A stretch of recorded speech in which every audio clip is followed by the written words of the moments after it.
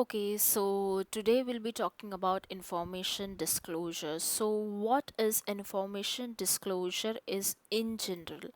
So it's generally an unintentional exposure of sensitive data. Okay, so now what do you mean by sensitive data? So it can be any details such as maybe personal details of the users, or maybe the information about the databases, any confidential information, any kind of important logs, any internal files, any API keys. So this is basically confidential or sensitive data. So an unintentional exposure, that means they are exposed in a way that they are not intended to be exposed. So this leads to what we call as information disclosure. Now, in information disclosure, there are different kinds of ways through which the information is disclosed in the web applications. So, today we'll be understanding the information disclosure in error messages. Now, to understand that, what do we mean by that is that suppose due to certain kind of vulnerabilities, it happens that the information is leaked in the error messages.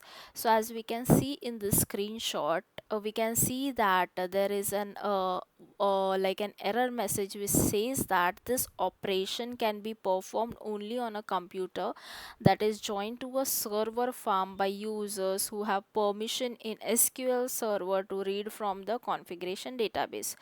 To connect this server to the server farm, use the SharePoint configuration wizard located at the start menu in the Microsoft SharePoint 2020 210 products. So it gives a lot of information about such thing. If you read the description in detail, now you can get the information that the Microsoft SharePoint 2010 is used, which we can use for we can find the vulnerabilities present in that, as we know the location of that as well. So in this way, the confidential information is leaked through the error messages. Okay, so this is a severe kind of vulnerability which could give us more confidential data and also could leak user information. So let's start the practical to get a more great understanding of this. Okay, so let's move on to the practical. So today we'll be looking at the practical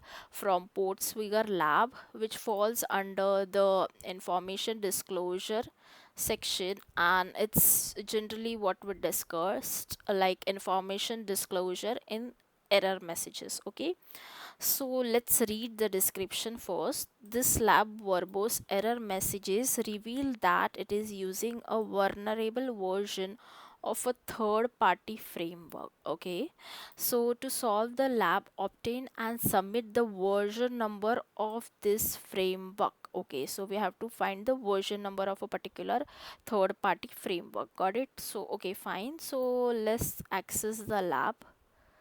Okay, so it's loading. This will create a lab for us. So understanding that we have to somehow find the error message in the lab.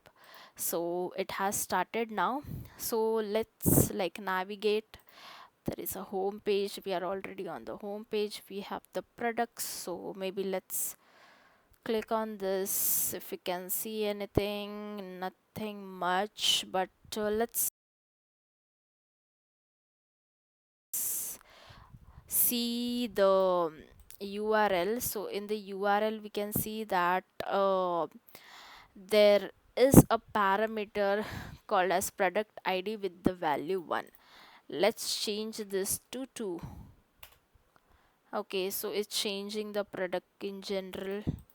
So if I put say 100, not found. Okay, fine. So maybe it won't work for any. If I'm putting a larger value, never mind, let's try some other value. Why? So it's generally displaying this thing now. Okay, so what we can try to do, okay, let's check another.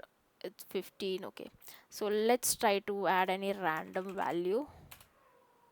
Okay, yeah, so we got the error. So internal server error, input string, this, and as said, we got the value which is Apache strut 2.3.31. So yeah, I believe that's the answer. Let's see, I'm not sure. Submit solution. Let's paste it here.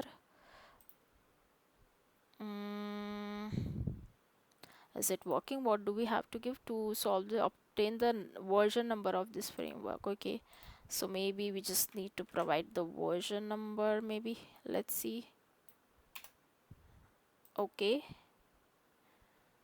yeah, congratulations, you solved the lab. So yeah, so we were able to get the error, and then that error gave us the version number of the third party framework.